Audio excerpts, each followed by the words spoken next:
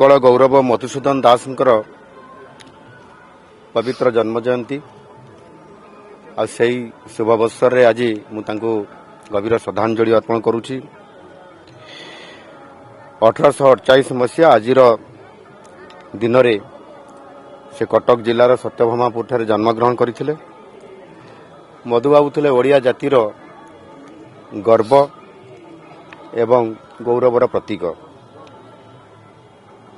एवं स्वतंत्र ओडिशा प्रदेश गठन रे से मुख्य भूमिका ग्रहण करथिले।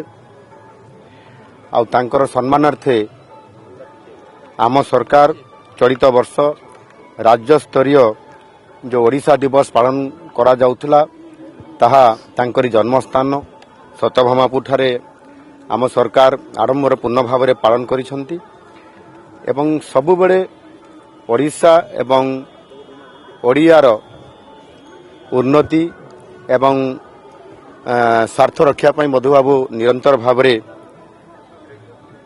ओडिशार स्वाभिमान को बजाय रखा पाई संघर्ष करी आसुथिले एवं से चाहूले सबु बेले ओडिशार सामग्रिक किभली भाव विकास हो आउ सेथि पाई से शिल्प प्रति प्राधान्य देइथिले एवं सेथि पाई मध्य से प्रतिष्ठा करथिले उत्कल ट्यानेरी एवं ओडिशा आर्ट ओयार एभली अनेक शिल्प मध्य से प्रतिष्ठा करथिले से समय रे।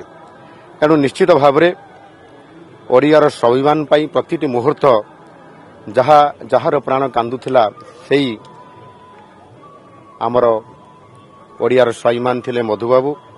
आज सेई जुग जन्मान को जन्म दिवस रे एही पूज्य पूजार परंपरा को बजाय रखिया पाई एवं ओडिया अस्मिता को बजाय रखिया पाई आम सरकार प्रतिश्रुतिबद्ध।